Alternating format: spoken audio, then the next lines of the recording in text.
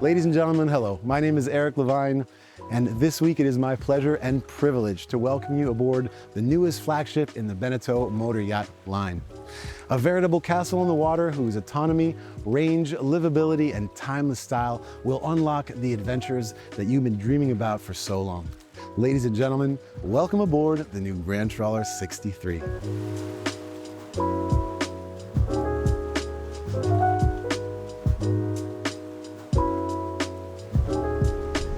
It's pretty cool because this week we're going to do what this boat was meant to do, which is a long, comfortable cruise.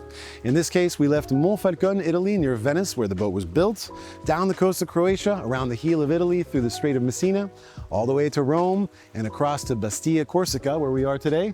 We'll spend a few days here talking about what makes this boat so remarkable, and then we'll take her over to the French Riviera and deliver her to her happy new owner. Let's start with a little bit of history. You're probably all familiar by now with the BENETEAU brand, which last year celebrated 140 years of boat building excellence. You're probably also familiar with the Swift trawler range, which was launched in 2003 and is slowly but surely clicking towards 2,000 boats delivered to owners all the way around the world, making it the best-selling trawler range of all time. Today, the range spans 5 boats, from the exciting new Swift Trawler 37 to the flagship, the Grand Trawler 63, the longest, widest, heaviest, and most spacious boat the brand has ever built. It replaces the Grand Trawler 62 by bringing modern technology, modern styling, upgraded build practices and materials, and a myriad of other small innovations, all the while keeping that trawler DNA that's made it so successful.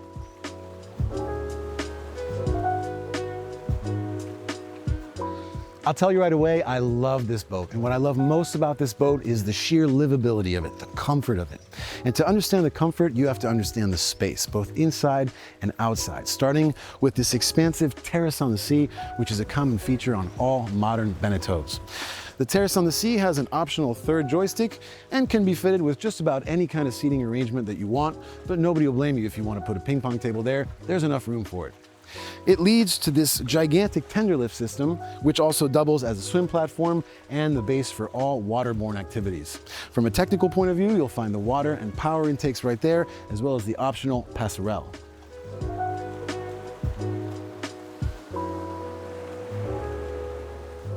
The feeling of space continues along these lovely, wide, teak-covered side decks that also feel very, very safe. On the port side of the boat, you have quick and convenient access to the galley, and here on the starboard side of the boat, you have quick and convenient access to the lower helm. Despite its size, this boat was designed to be double-handed, and it's actually kind of useful to be able to pop away from the lower helm, adjust a line, grab a fender, or wave goodbye to the fuel dock attendants. You won't have to do much of that, but we'll get to that subject a little bit later. This is also a great place to come at night, double check what's on the horizon, or take a nice look at the stars. I like to think that if the aft section of the boat is the terrace on the sea, this is the balcony on the sea. You're so high above the water, you really feel like you're the master of the marina, the master of the surroundings. Here, you're gonna find one of the easiest and most practical anchor setups that I've ever seen on any boat, ample storage everywhere, and a lounge setup that's going to strike a debate amongst your family and friends. What is the best seat in the house? This is a strong contender, but there is fierce competition coming from the Flybridge. Let's take a quick moment now and go to the heart of the ship and check out the engine room.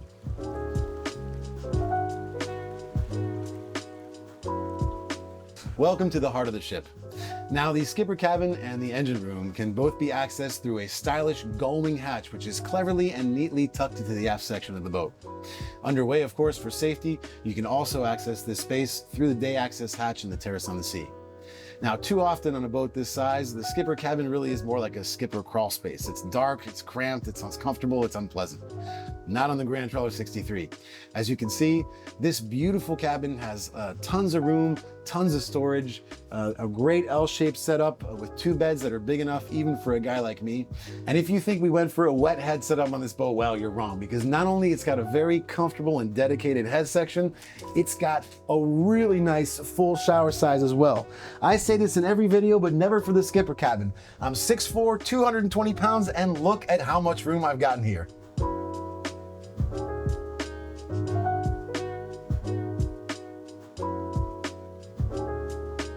The engine room is huge. It's big enough to have an echo, though of course it's been extensively soundproofed. You do need a lot of space though to accommodate these workhorses. Twin MAN i6 730 diesels with straight shafts, which have the best power to rate ratio on the market.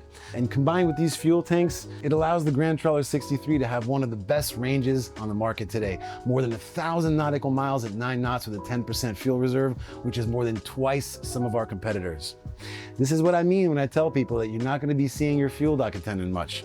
For a trip around Italy like we just did, if you're going 8 or 9 knots, one refill is enough. Now, let's start these puppies up and go for a boat ride.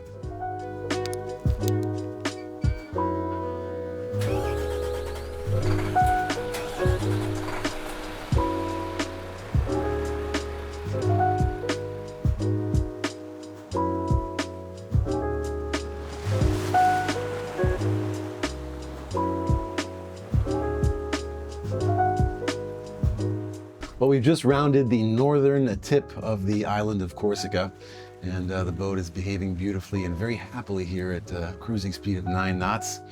A modern piece of technology that's been added to this new Grand Trawler 63 are the Sleipner stabilizer fins, which now come part of the standard equipment on this boat. I get pretty excited when I talk about the Sleipner fins, and I could go on about them for quite a bit of time. But basically what you have to remember is that they are much lighter than a conventional gyroscope. They are also much better priced. It's a much simpler system which can be operated at the flick of a switch. There's no load time. There's also no water intake, which means there's no risk of sucking in a piece of debris and having to disassemble the entire boat to fix or replace the gyroscope. And they're pretty smart too. They have adaptive intelligence, which means that they can anticipate the movement of the wave before the wave actually hits the boat. You can deploy one fin. For example, if you're at a T-dock and there's a little bit of motion, you can deploy one fin and keep the boat stable. So there's a million reasons why this modern technology has been incorporated onto this boat.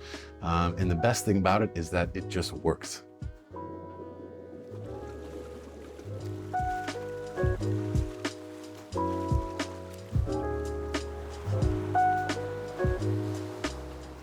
So we're a few miles away from our destination here, which is the port of Saint-Florent. And it provides a good time to just talk about this flybridge very quickly.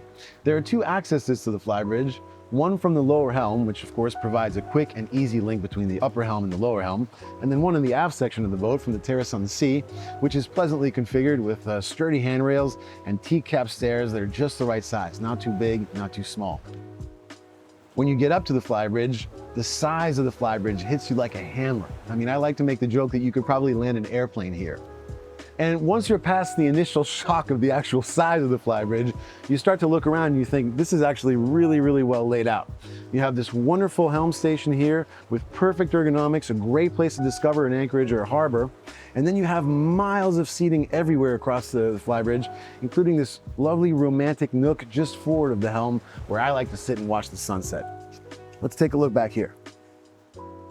The midsection of the flybridge is a great place to entertain, but also to eat. You have this gigantic table that's large enough to comfortably sit 8 people. And just across from it on the starboard side, you have this lovely work surface, which is the best bar I've ever seen. Complete, of course, with a Texas-style grill that's large enough to cook a bunch of T-bones. On too many boats, you see a grill like this, and it's just big enough for 4 shrimp. This thing, it really can feed a whole crew with enough leftovers for the next day. You have an optional fridge, ice maker, but of course, these kinds of areas can be customized just any which way you want.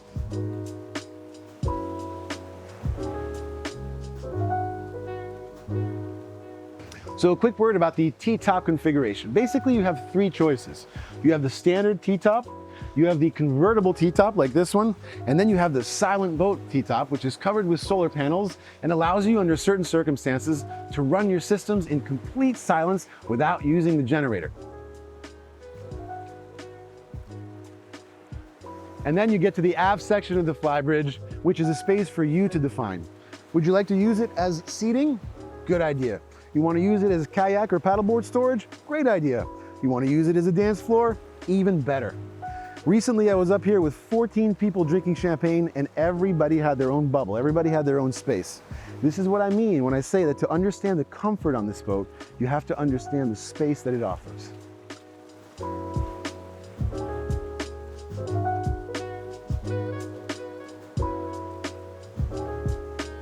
All right, so we're right outside of the lovely harbor of Saint-Florent, Corsica. We're gonna pop in there, probably get a bit of lunch and a few supplies. It's about 8 knots of wind, a little bit of tide action, and while we're waiting outside of the harbor, I wanna show you something really cool about the steering system of the boat. Let's go check it out.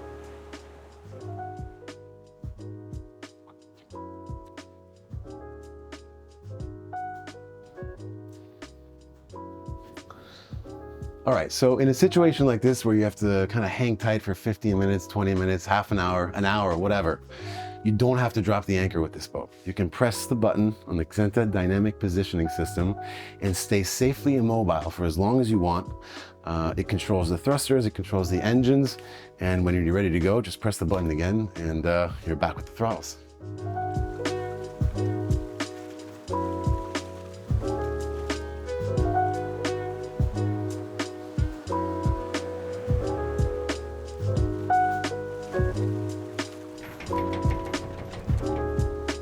There's something immediately obvious about the interior arrangements on this boat, and that is the knowledge of experience, 141 years to be exact. You have more than 30 square meters of space here, and it's all perfectly arranged, from the general layout down to the smallest details like these running handholds, like the tableware storage, or like the studied comfort of these deliciously plush seats. The comfort and space that I keep talking about over and over extends to the galley, which is a wonderful workspace to cook meals for crews big and small. Of course, you have large surfaces, storage everywhere, and a key feature is the fact that it's centrally located. Are you bringing coffee to the helm? Are you bringing champagne to the bow? Are you bringing water to the Flybridge? Well, you're just a few steps away from all of those places. Now let's go take a look below. So this boat is available in a 3-cabin, 3-head configuration or a 4-cabin, 3-head configuration. In the 4-cabin configuration, this forward section of the boat becomes the master stateroom, and believe me when I tell you, it is a lovely, lovely place to be. It's got this huge walk-around bed, these large expansive windows that provide tons of natural light and ventilation. This being a swift trawler, it's got storage everywhere, and then the last nice touch is this lovely carpet that's just as soft as a chinchilla. The windows in particular are really, really great. The other day, some dolphins came to join us to play with the bow wave, and we were all here checking it out. It was an extraordinary moment.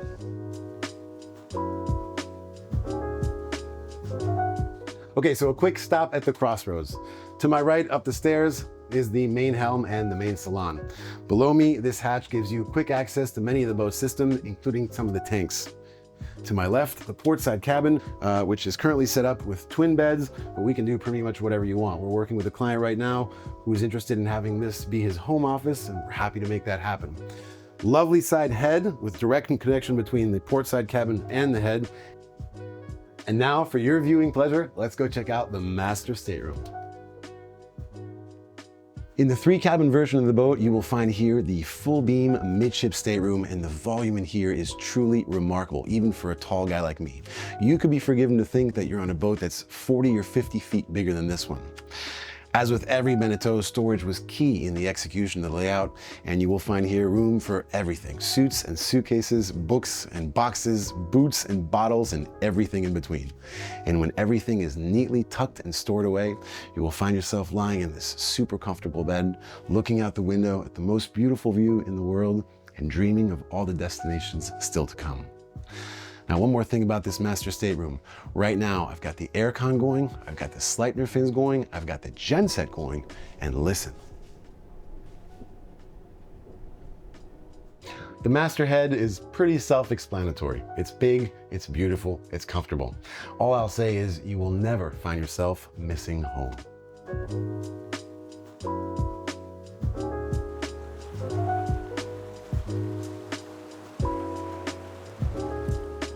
Well, the anchor's up, the engines are on. We've got about 120 nautical miles to Marina Baie des Anges, right next to Nice. It's gonna be an overnight passage, and I've got that giddy feeling of departure.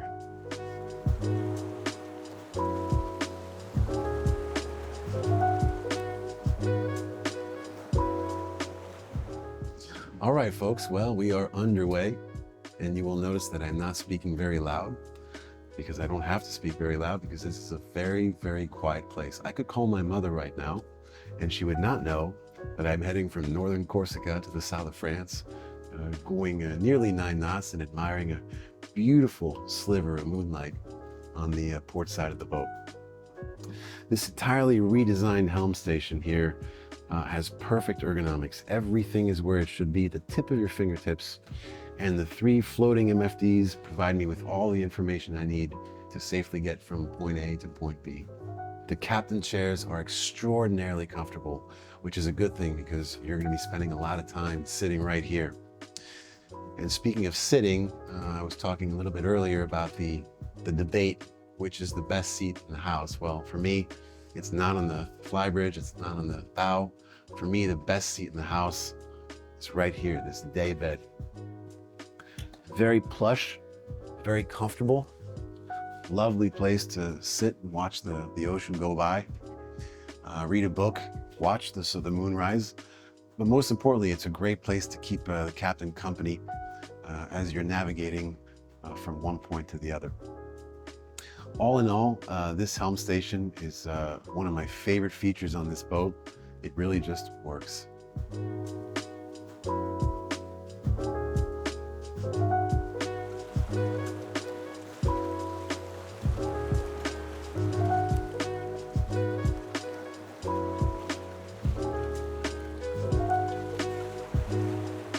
All right, well, we've got the coast of France in sight, and in just a few hours, our beautiful trip from Northeast Italy will be coming to an end. I really look forward to seeing the new owner and handing over the keys of his beautiful new yacht. You know, after living on this boat for 10 days, I love her so much more. She was built with a sense of purpose that is really hard to find on modern boats these days. I guess the best way I could put it is that she's got the warmth and the honesty of a good friendship. And just like all the Swift trawlers, you also get the sense that she was built by boaters for boaters. You know, for those who live by the sea state and the weather, for those who live by the lights of dusk and the lights of dawn, for those who gratefully go off watch and gleefully come on again. Thanks for watching, and I hope to see you on the water really soon.